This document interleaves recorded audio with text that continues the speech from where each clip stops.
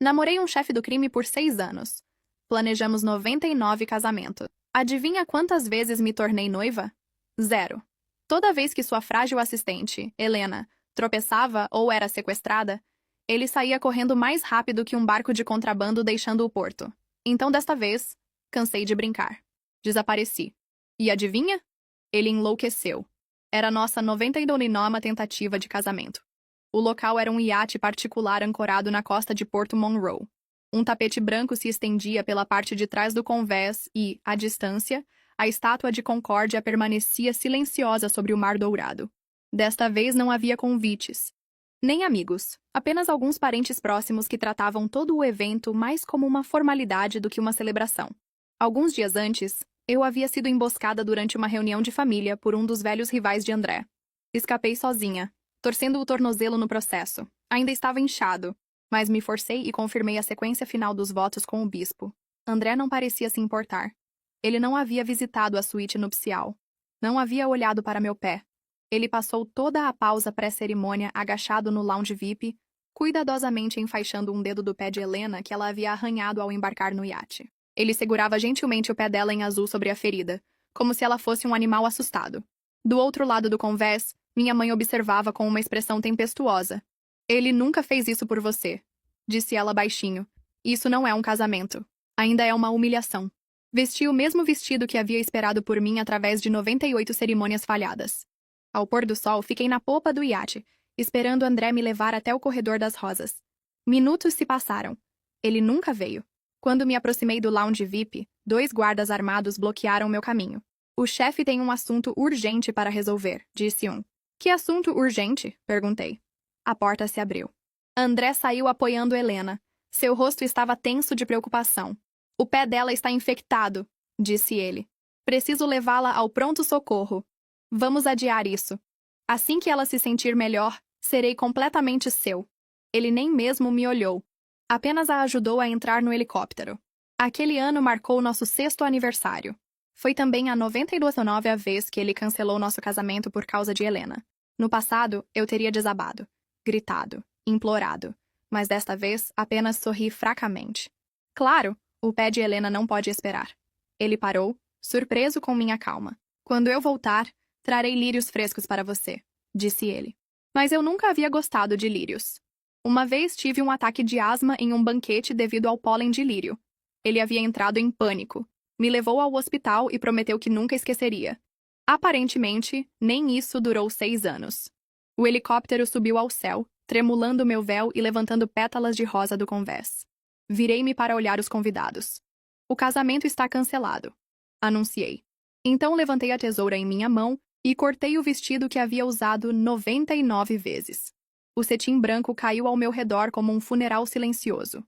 Olhei para o céu vazio onde o helicóptero havia desaparecido e sussurrei.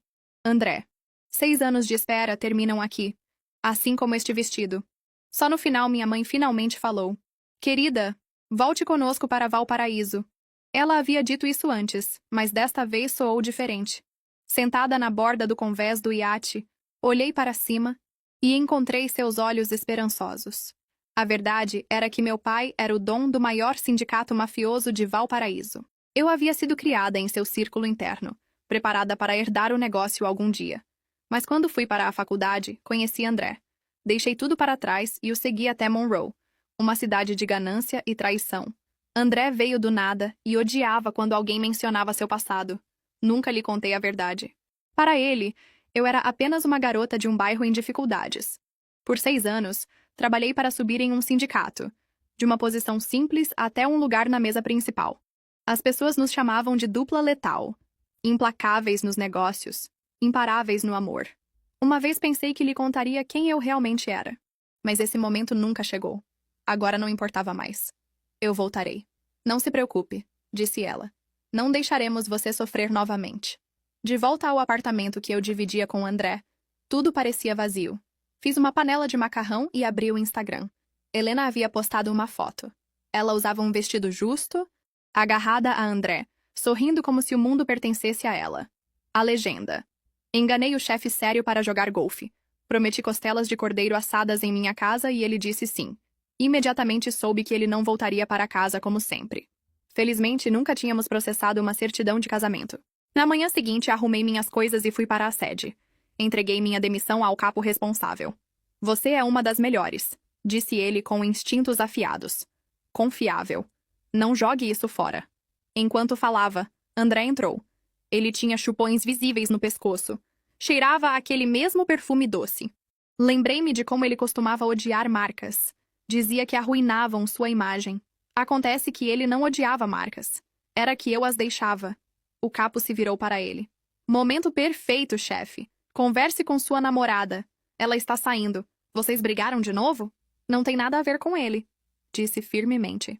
Os olhos de André se fixaram nos meus. É por eu ter cancelado o casamento de novo? O capo sentiu a tensão e saiu silenciosamente. André deu um passo à frente, sua voz mais áspera. Agora eu disse que Helena machucou o pé. Só isso. Não estou brava, respondi. Estou apenas exausta. Preciso de uma pausa em um lugar novo. Se você está cansada, tire férias, disse ele. Mas não deixe o sindicato. Agora as pessoas vão pensar que Helena causou isso. Como ela deveria manter sua posição? Ele não se importava comigo. Apenas com a imagem de Helena. Não respondi. Olhei para o chupão novamente. Ele percebeu e levantou a mão para cobri-lo.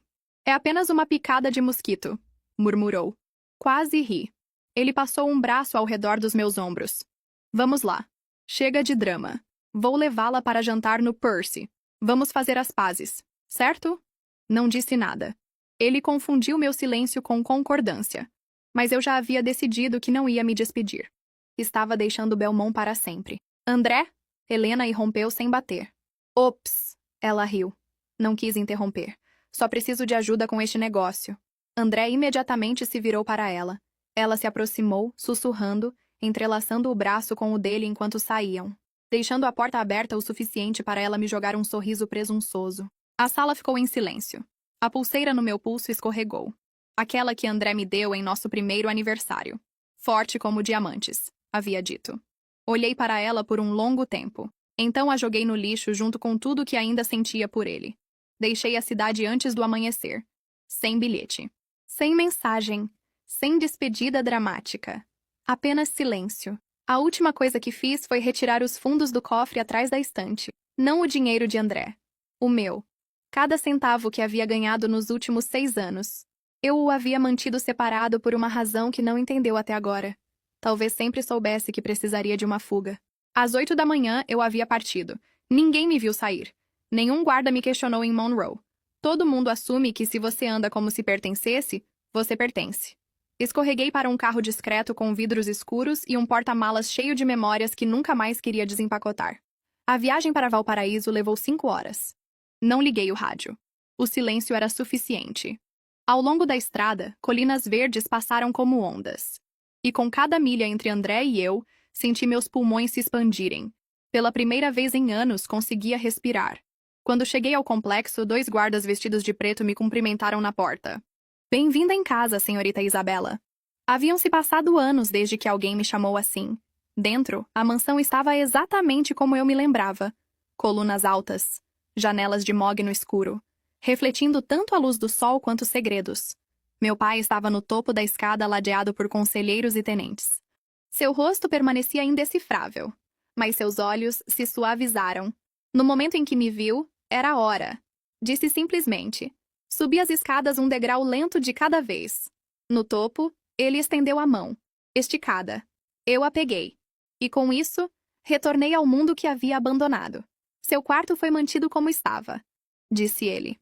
Embora eu imagine que você não descanse muito. Ele estava certo. Eu não estava aqui para me esconder. Naquela noite, os chefes das 5 famílias se reuniram na ala leste para um jantar em minha honra. Não foi um evento caloroso. Foi uma declaração.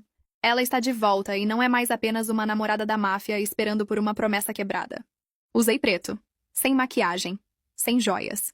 Apenas o menor traço das cicatrizes que 6 anos haviam deixado para trás. Eles não fizeram perguntas. Não precisavam. Neste mundo, o silêncio é mais alto que a traição. Você está pronta para reivindicar seu lugar? Perguntou Dom Vítor, bebendo de um copo de cristal. Eu assenti. Sim, mas não apenas meu lugar. Quero o controle das docas ocidentais. E quero supervisão total do circuito oriental. Houve uma pausa. Olhos afiados se voltaram para meu pai. Ele assentiu com um único movimento. Concedido. Não mais sombras. Não mais coadjuvante. Eu estava cansada de ser secundária a um homem que nunca me viu. Pela manhã, eu já estava em campo. Botas enlameadas. Mãos assinando contratos. Voz inspirando respeito. Os documentos se curvaram para mim mais uma vez, e sussurros começaram. A princesa da máfia está de volta, e desta vez ela não está sorrindo. De volta a Monroe? André notou. Começou com ligações perdidas. Depois mensagens de texto. Você está segura? Por que não me disse que estava saindo, Isabela? Isso não é como você. No terceiro dia, ele enviou alguém para verificar meu apartamento. Claro, eu não estava mais lá. Tudo que restava era o armário vazio e o cheiro persistente de traição. Então veio a mensagem que eu estava esperando. Sinto sua falta. Li uma vez. A deletei. Não senti a falta dele. Senti a falta de quem ele fingia ser. Semanas se passaram. Valparaíso prosperou. Meus circuitos cresceram mais rápido e mais limpos. Reestruturei as finanças. Erradiquei 2 capitães corruptos e dobrei os lucros em menos de um mês.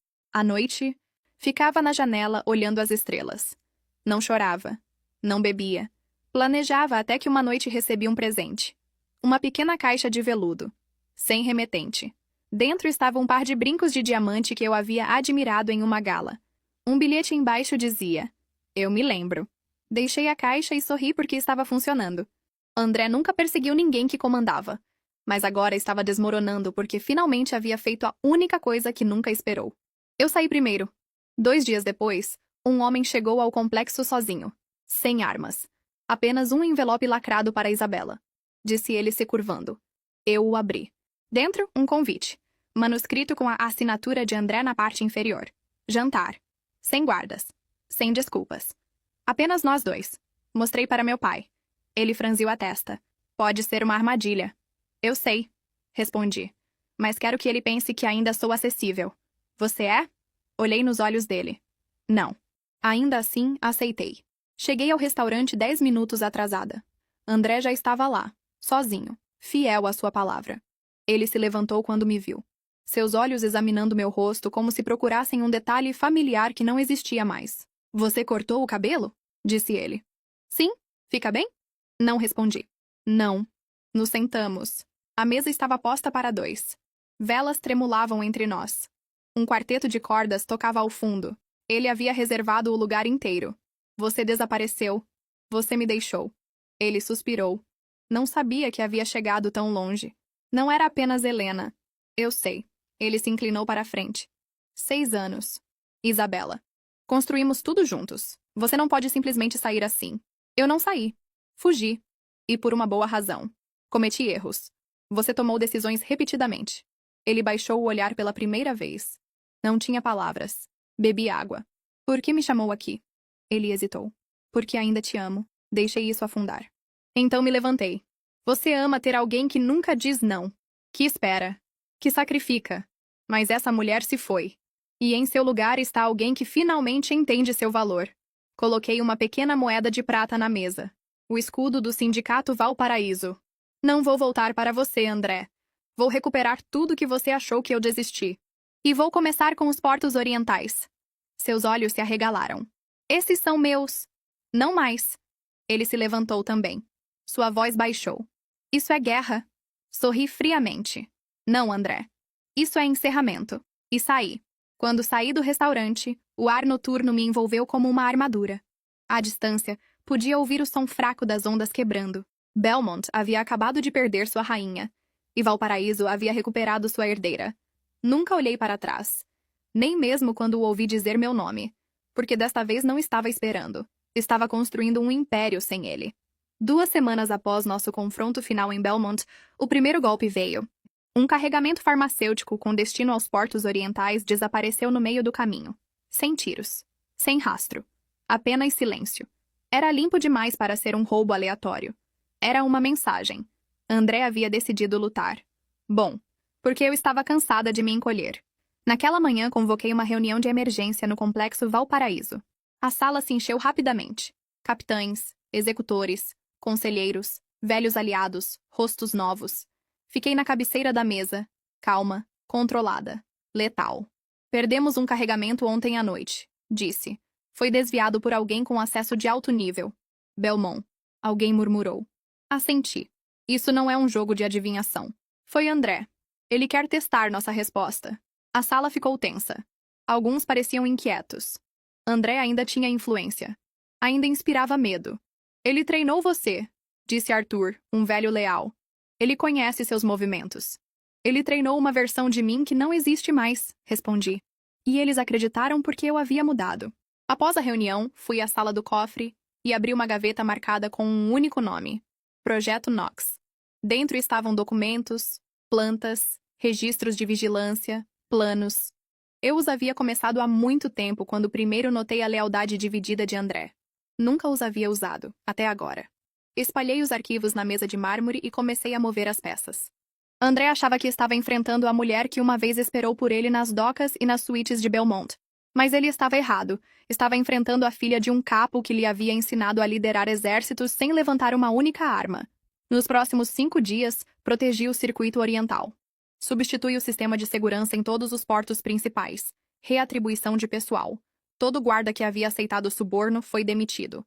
Toda a rota foi randomizada. Então fiz minha jogada. Uma entrega de rotina para Porto Monroe foi alterada. 2 horas atrasada. Números de container diferentes. Pessoal desviado. Sabia que André notaria. E ele notou. Quando o carregamento isca chegou, seus homens o sequestraram como esperado, mas em vez de farmacêuticos. As caixas continham blocos de concreto e rastreadores GPS. No momento em que o carregamento cruzou a linha da cidade Monroe, apertei um botão no meu telefone. Dezenas de mensagens de texto foram ativadas. Para contatos policiais, jornalistas, gangues rivais. Assinei-as anonimamente, é claro. Mas a repercussão foi como um trovão. A palavra se espalhou de que a gangue de André havia sido pega roubando carga inútil. Vídeos vazaram mostrando seus homens lutando para descarregar blocos enquanto sirenes tocavam ao fundo. Não era sobre o dinheiro. Era sobre humilhação. No dia seguinte ele me ligou. Você quer uma guerra, Isabela? Você tem. Clique. Não vacilei. Em vez disso, organizei uma gala para o mundo exterior. Era uma celebração do legado de Valparaíso. Para os de dentro, era uma demonstração de poder. Usei um terno preto justo e caminhei pelo salão de baile de cabeça erguida. As pessoas me olhavam com admiração. A garota que uma vez estava na sombra de um homem agora era a tempestade. Ele não podia conter um homem que se aproximou com uma taça de vinho. Senhorita Isabela, parabéns. As docas nunca funcionaram tão bem. Obrigada. Ele sorriu. Alguns dizem que você está provocando André demais. Que deveria ter saído silenciosamente. Bebi o vinho e respondi. Se eu tivesse saído silenciosamente, não estaria aqui para brindar minha vitória. Naquela noite, sob os lustres de cristal, não senti remorso porque havia dado tudo a André e ele me havia transformado nisso. Uma semana depois recebi outra surpresa. Um pacote chegou sem endereço de retorno. Dentro estava uma caixa de veludo vermelho. Abri com cautela. Dentro estava uma bala gravada com a palavra lealdade. Não havia bilhete. Não precisava de um. Era sua maneira de dizer que eu havia quebrado algo sagrado. Não neguei. Porque lealdade dada cegamente não é lealdade. É escravidão. E eu havia me libertado. Mas sabia o que vinha a seguir. Ele não atacaria apenas meu negócio. Iria atrás das pessoas e eu tinha que estar pronta. Então visitei. A mulher que havia ignorado por anos. Andrea, minha prima. Havíamos crescido juntas. Treinado juntas. Mas ela sempre havia sido secundária a mim. Eclipsada. Eu a havia deixado para trás quando segui André para Monroe. Mas agora precisava dela.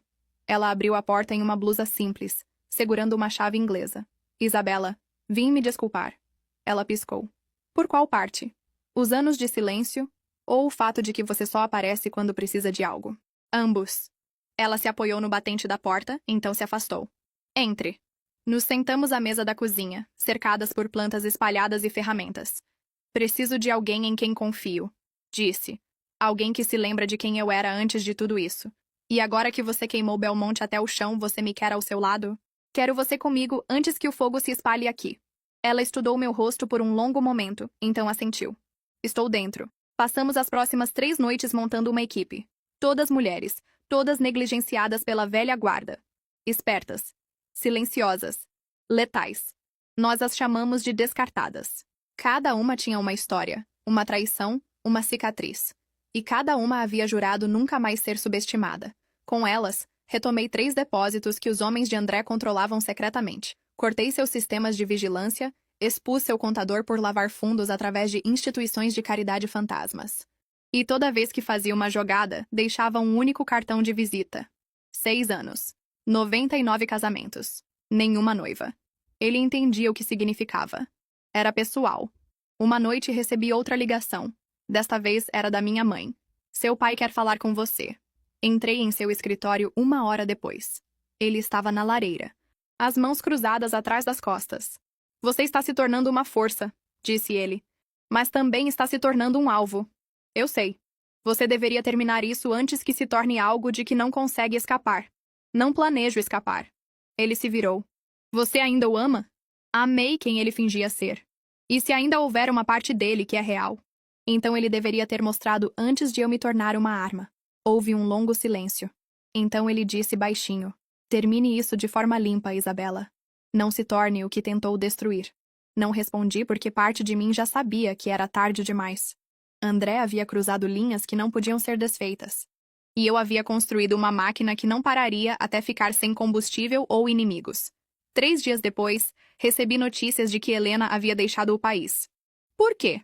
Perguntei. O informante deu de ombros. Ninguém sabe. Alguns dizem que ela quebrou sob pressão. Outros dizem que André a enviou por segurança. Não acreditei em nenhuma. Helena sempre havia sido uma estrategista. Se ela saiu, foi porque viu o que estava vindo. E o que estava vindo era algo que nem ela nem André podiam parar porque eu já havia escrito o capítulo final. E nele eu não precisava me tornar uma noiva. Precisava me tornar uma lenda. Recebi a foto às 3 da manhã. Sem texto. Sem legenda. Apenas a imagem. André em pé na frente do Palácio da Justiça de Valparaíso em plena luz do dia. Mãos nos bolsos, imperturbável. Confiante. Com um meio sorriso no rosto como se fosse dono do mundo. Abaixo da foto, rabiscado em tinta, volte para casa. Éramos melhores juntos. Olhei para ela por um longo tempo. Então desliguei meu telefone. Mas no dia seguinte, ele tornou sua mensagem mais alta. 3 dos meus tenentes foram presos. Durante uma inspeção de rotina nas docas orientais, a polícia encontrou evidências plantadas suficientes para mantê-los presos por meses. Eu havia visto esse truque antes. André me havia ensinado.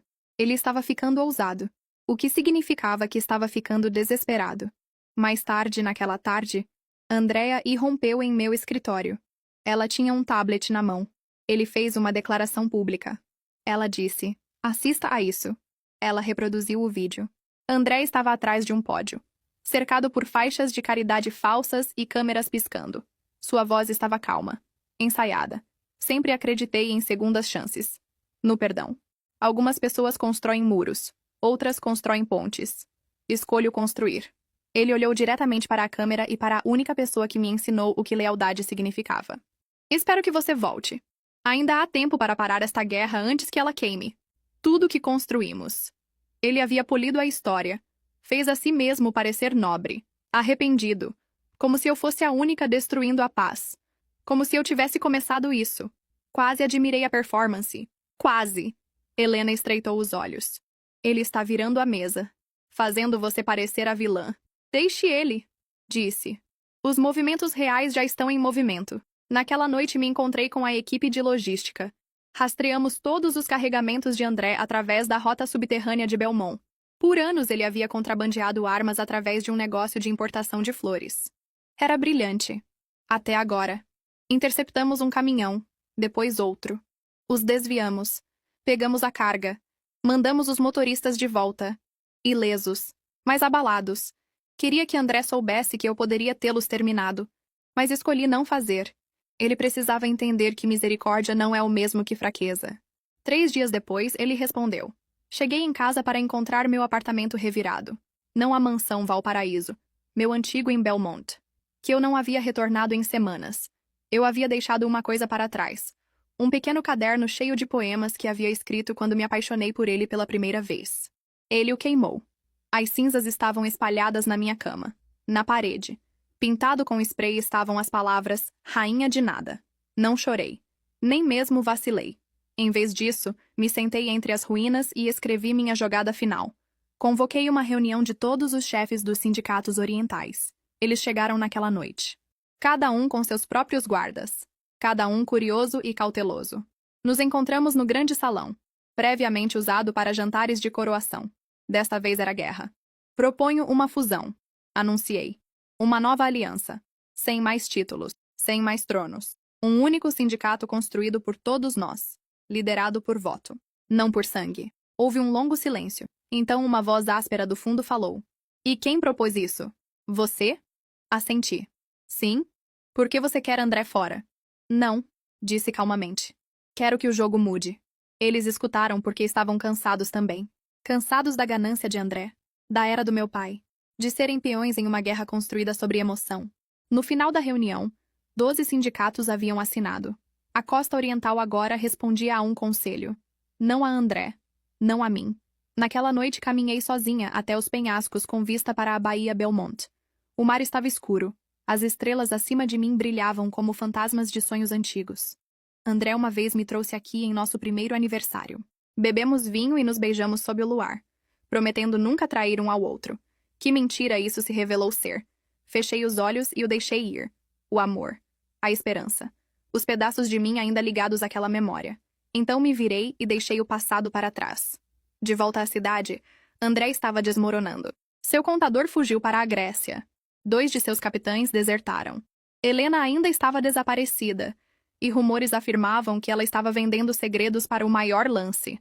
Ele parou de comparecer às reuniões. Parou de sorrir. Parou de fingir. E então ele enviou uma última mensagem. Um convite para jantar. Não uma armadilha. Uma oferta de paz. O cartão dizia: um último jantar. Sem guardas. Sem mentiras. Apenas você e eu. Andréa disse que era tolice. Meu pai disse que era suicídio. Mas fui mesmo assim porque precisava ver o que restava. O lugar era familiar.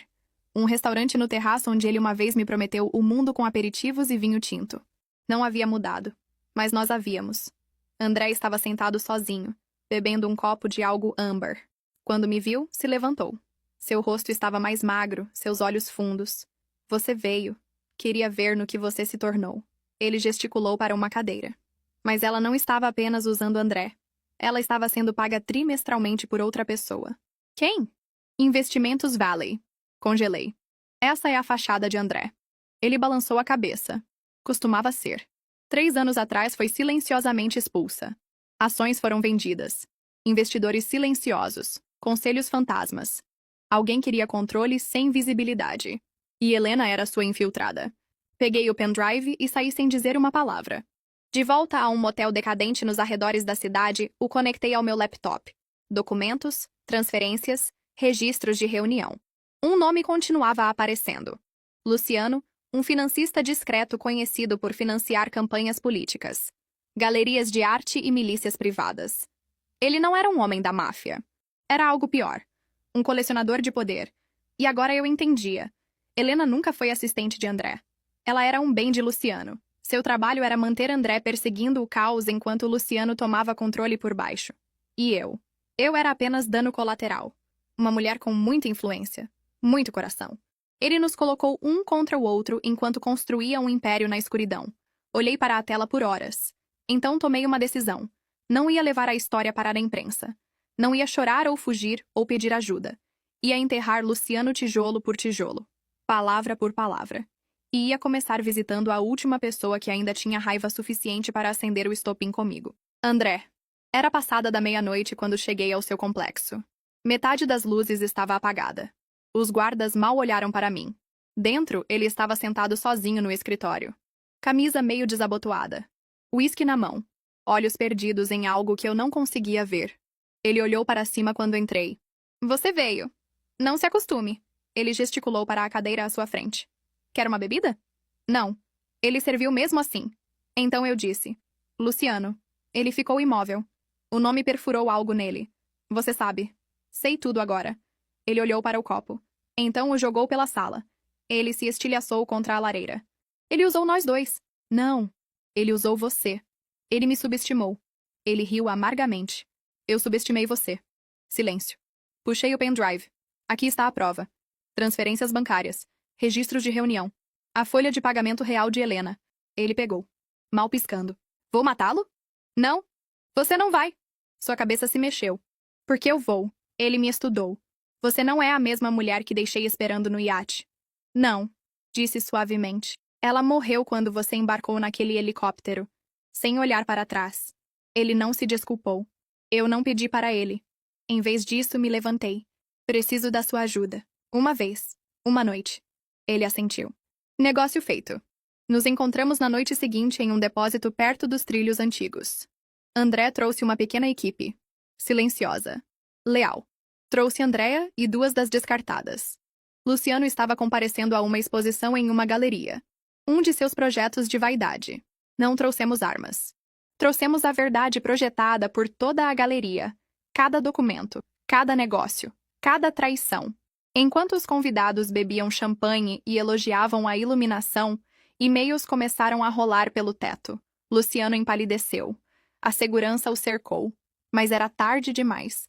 O conselho de diretores havia visto o suficiente. Assim como seus investidores. À meia-noite, Luciano havia perdido tudo. E pela manhã, havia desaparecido. Ninguém sabe para onde foi. Alguns dizem que fugiu para a Europa.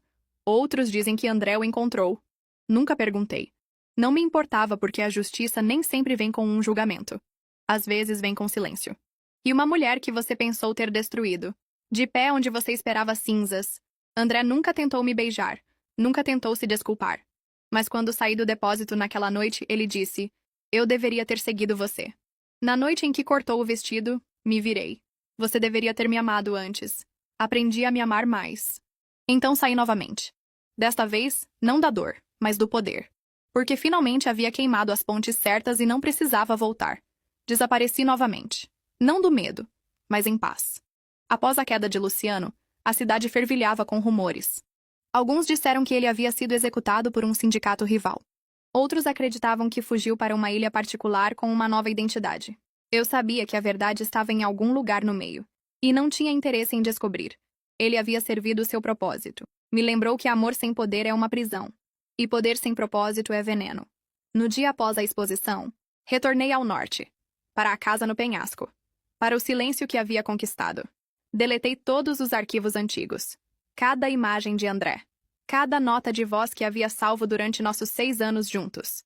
E quando terminei, acendi um pequeno fogo na lareira e assisti os fantasmas digitais se transformarem em cinzas na tela. Não doeu. Não como antes. Andréa me visitou uma semana depois. Ela trouxe vinho, pão fresco e notícias. O Sindicato Oriental está prosperando sem poder centralizado, disse ela, tirando as botas. Sua ideia do conselho funcionou. Nenhum sangue foi derramado em 35 dias. Isso é um recorde. Assenti. Bom, você poderia voltar? Não quero voltar. Ela me estudou em silêncio. Você diz isso como se fosse sério. Agora eu sou. Por causa de André? Não. Por causa de mim. Ela não insistiu. Em vez disso, nos sentamos na varanda e assistimos o mar bater contra as rochas. Em algum momento, entre o segundo copo e a hora silenciosa antes do amanhecer, ela fez a pergunta que eu havia enterrado profundamente. Você realmente o amou? Pensei por um longo momento. Então respondi honestamente. Amei quem pensei que ele era. Amei a ideia de que alguém poderia me ver completamente e ainda escolher ficar. Amei o conto de fadas que construí na minha cabeça mais do que o homem que tinha na minha frente. Andréa se recostou. Todos nós fazemos isso pelo menos uma vez. E você? Amei alguém uma vez. Ele escolheu outra pessoa. No entanto, não queimei cidades por ele. Sorri fracamente. Seu autocontrole é impressionante. Não falamos sobre isso novamente. Na manhã seguinte, ela foi embora e retornei à minha rotina silenciosa. Quase um mês se passou antes de vê-lo novamente. André. De pé na borda do penhasco atrás da minha casa, como um fantasma. Ele usava preto. Sem guardas, sem arrogância. Apenas exaustão e algo como sinceridade. Não gritei para ele. O deixei lá. Depois de um tempo, ele se virou e me viu encostada no batente da porta. Você me encontrou? Ele assentiu. Ouvi que você estava aqui. Levou um tempo para acreditar. Não estou me escondendo. Eu sei. Nos olhamos através da distância. Então ele perguntou. Quer que eu vá embora? Não respondi imediatamente. Então disse. Isso depende de por que você veio. Ele caminhou lentamente em minha direção, parando nos degraus da varanda. Queria ver no que você se tornou. Você poderia ter visto as notícias. Precisava ver por mim mesmo. Ficamos em silêncio novamente. O tipo de silêncio que costumava parecer pesado entre nós. Agora simplesmente era. Ele se sentou nos degraus. Não o convidei para entrar. Ele não pediu. Tudo mudou, disse ele baixinho. Eu sei. Não administro mais os portos. Não administro mais nada. Foi sua escolha? Não, mas talvez devesse ter sido. Ele me olhou. Você não está mais brava? Não, de forma alguma. Acho que esgotei todos os tipos de raiva que uma pessoa pode carregar. Tudo que me resta é clareza. Ele assentiu. Você se tornou o que costumávamos fingir que você já era. Parei de fingir. Ficamos em silêncio novamente. Então ele perguntou: Você ainda me ama? Essa pergunta deveria ter me machucado. Não machucou. Me sentei à sua frente. Não, disse honestamente. Amei a ideia de ser escolhida. Você me fez acreditar que amor exigia sacrifício, que esperar me tornava forte. Mas não, me tornava pequena. Nunca quis te machucar. Mas machucou. Eu sei. Ele passou a mão pelo cabelo. Olhos cansados. Tentei substituir você por Helena. Pensei que se pudesse proteger outra pessoa, talvez eu valesse algo. E agora? Agora eu sei. Nunca protegi ninguém. Protegi. Estava me escondendo. Ficamos em silêncio por vários minutos. As ondas quebrando atrás de nós como música de fundo para uma cena. Nenhum de nós sabia como terminar. Finalmente me levantei. Você não é mais o vilão da minha história, André. Ele olhou para cima. Mas você também não é o final. Ele não discutiu. Em vez disso, sorriu fracamente. Um sorriso triste e grato. Posso pedir mais uma coisa? Sim. Você já imaginou um futuro comigo que terminasse diferente? Assenti. Sim. Costumava sonhar em acordar ao seu lado. Café na mesa de cabeceira. Aliança de casamento na minha mão. E paz no meu coração. E agora? Agora acordo sozinha e ainda tenho paz. Ele se levantou. Não voltarei novamente. Você não precisa. Ele caminhou em direção ao seu carro. Parou no meio do caminho. Então se virou e disse: Você sempre foi mais forte do que eu merecia. E então ele foi embora. Sem gestos dramáticos. Sem promessas. Apenas um homem que finalmente havia parado de fingir naquela noite. Fiquei no penhasco e deixei o vento chicotear meu cabelo. Não havia lágrimas. Sem arrependimentos. Apenas uma verdade que permaneceu no ar do mar. O encerramento nem sempre é barulhento. Às vezes vem numa conversa silenciosa em degraus de madeira sob um céu cinzento sem audiência ou testemunhas. E às vezes isso é suficiente. Nos dias seguintes retornei à escrita. Não poesia. Não cartas de amor. Histórias de mulheres que partiram. De mulheres que queimaram pontes e construíram impérios das cinzas da lealdade recuperada. Do silêncio quebrado. Toda manhã escrevia com uma clareza que não sentia há anos. E pouco a pouco as pessoas começaram a me encontrar. Uma vizinha que trouxe tomates frescos em troca de conversa. Uma adolescente que queria ajuda com um ensaio sobre poder e gênero. Um pescador aposentado que me perguntou se eu o ajudaria a administrar suas contas. Eles não sabiam quem eu era antes. Só viam quem eu era agora, e isso finalmente era suficiente. Uma tarde, enquanto o céu queimava laranja sobre a água, Andrea ligou. Sabe? O conselho deixou sua cadeira em aberto. Não a quero. Você a conquistou. Conquistei o direito de escolher. Ela foi embora. Justo. Quer vir me visitar no mês que vem? Arno? Talvez. André se foi. Ele se mudou para as montanhas. Ninguém o viu desde então. Bom. Você está bem, Isabela? Olhei para o mar. Melhor que bem. Então vou te deixar. Clique. Me deitei. A brisa tocando minha pele. Isso não era um conto de fadas. Não era uma história de vingança. Era um renascimento. E pela primeira vez em 6 anos não queria nada do passado. Sem desculpas. Sem justiça. Nem mesmo reconhecimento. Só queria o amanhã e finalmente era meu. A primavera chegou silenciosamente. As ondas se suavizaram. Os céus se tornaram azul claro. Flores silvestres escalaram os penhascos como um aplauso lento da natureza. Haviam-se passado 4 meses desde que vi André pela última vez. 2 desde que ouvi a voz de Andrea. E exatamente 6 semanas desde que abri meu laptop e enviei o rascunho final do meu manuscrito. Título: 99 vestidos e uma guerra. Não era ficção. Mas nunca disse que era uma memória. Mudei os nomes. Deixei de fora o sangue. Foquei na desilusão amorosa e no lento desmoronamento de uma mulher que esperou na beira do amor, até que não houvesse mais nada para esperar. Não esperava que fosse aceito. Mas o e-mail chegou numa quinta-feira. Teríamos a honra de publicar seu trabalho. Ninguém sabia quem eu era. Só conheciam a voz na página. Isso era suficiente. E talvez esse fosse o ponto. Ser vista por quem eu havia me tornado. Não pelo que havia sobrevivido. Imprimi o contrato. Assinei e o coloquei na caixa de correio de saída no correio local. O funcionário sorriu. Parabéns. Carmen. Foi a primeira vez que não estremeci ao ouvir o nome. Caminhei para casa descalça. O chão frio me ancorando. Quando cheguei à minha varanda, um carro estava esperando. Não preto. Não blindado. Apenas um sedã prateado simples. Dentro estava uma mulher que eu não via há quase uma década. Helena. Mais velha agora. Mais magra. Cabelo mais curto. Ela saiu com as mãos ligeiramente levantadas, como se aproximasse de um animal selvagem. Pensei que você me atiraria, disse ela. Você não vale uma bala. Ela sorriu presunçosamente. Isso é justo. Não a convidei para entrar. Ficamos na borda da varanda. O vento puxando nossas jaquetas. O que você quer? Não, perdão. Bom, você não conseguiria. Vim explicar.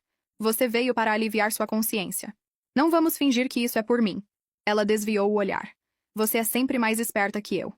Não, só nunca me subestimei como você esperava que eu fizesse. Helena assentiu lentamente. Você deveria ser uma sombra leal. Silenciosa. Fácil de empurrar para o lado. Você nunca entendeu o que a lealdade custa. Agora entende. Você se arrepende? Ela hesitou.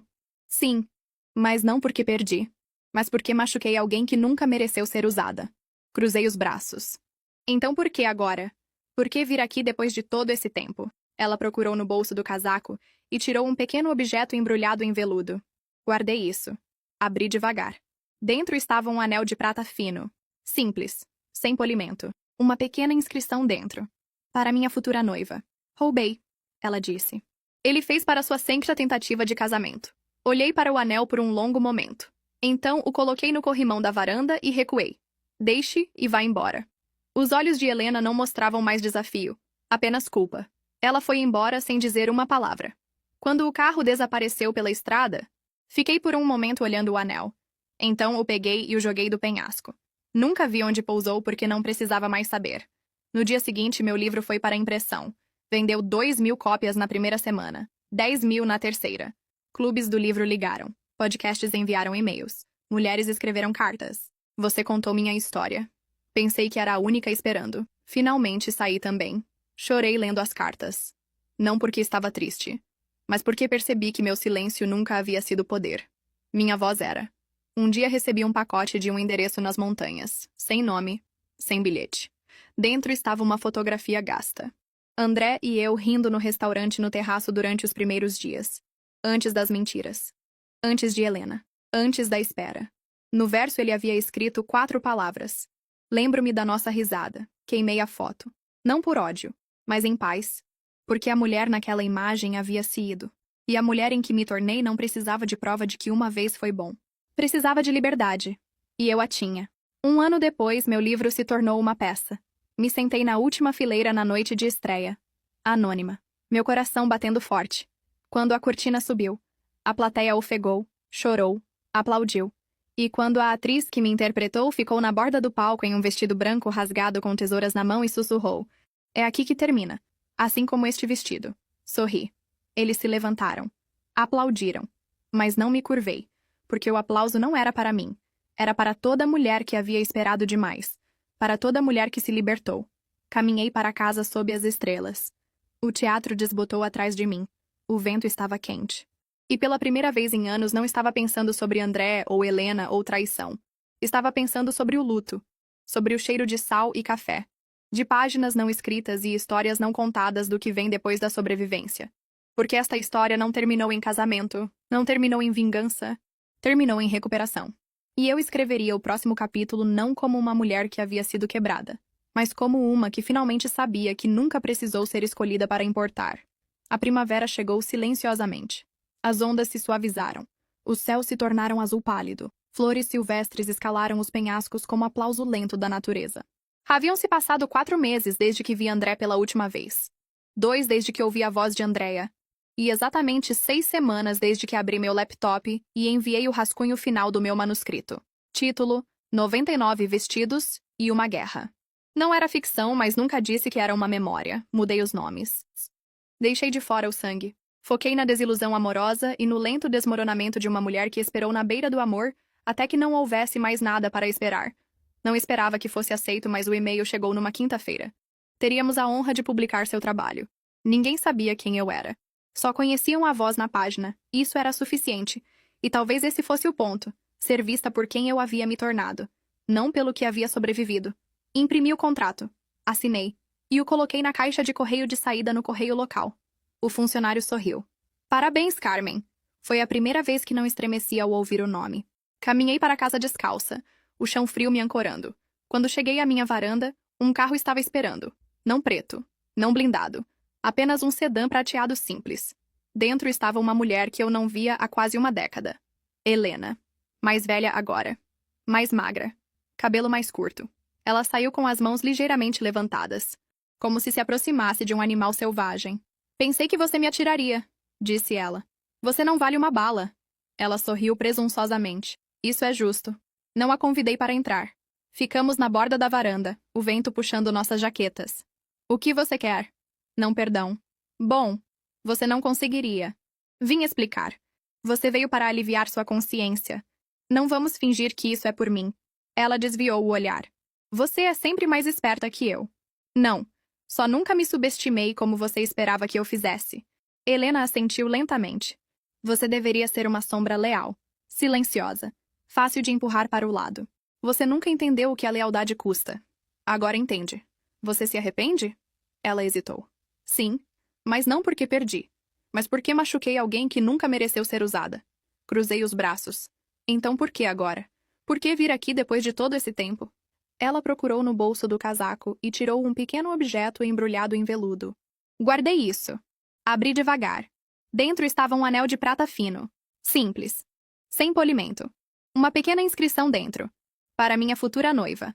Roubei, ela disse. Ele fez para sua 2ª tentativa de casamento. Olhei para o anel por um longo momento. Então o coloquei no corrimão da varanda e recuei. Deixe e vá embora. Os olhos de Helena não mostravam mais desafio. Apenas culpa. Ela foi embora sem dizer uma palavra. Quando o carro desapareceu pela estrada, fiquei por um momento olhando o anel. Então o peguei e o joguei do penhasco. Nunca vi onde pousou porque não precisava mais saber. No dia seguinte, meu livro foi para impressão. Vendeu 2.000 cópias na primeira semana. 10.000 na terceira. Clubes do livro ligaram. Podcasts enviaram e-mails. Mulheres escreveram cartas. Você contou minha história. Pensei que era a única esperando. Finalmente saí também. Chorei lendo as cartas. Não porque estava triste, mas porque percebi que meu silêncio nunca havia sido poder. Minha voz era. Um dia recebi um pacote de um endereço nas montanhas. Sem nome, sem bilhete. Dentro estava uma fotografia gasta. André e eu rindo no restaurante no terraço durante os primeiros dias. Antes das mentiras. Antes de Helena. Antes da espera. No verso ele havia escrito 4 palavras. Lembro-me da nossa risada. Queimei a foto. Não por ódio, mas em paz. Porque a mulher naquela imagem havia se ido. E a mulher em que me tornei não precisava de prova de que uma vez foi bom. Precisava de liberdade. E eu a tinha. 1 ano depois, meu livro se tornou uma peça. Me sentei na última fileira na noite de estreia. Anônima. Meu coração batendo forte. Quando a cortina subiu. A plateia ofegou. Chorou. Aplaudiu. E quando a atriz que me interpretou ficou na borda do palco em um vestido branco rasgado com tesouras na mão e sussurrou. É aqui que termina. Assim como este vestido. Sorri.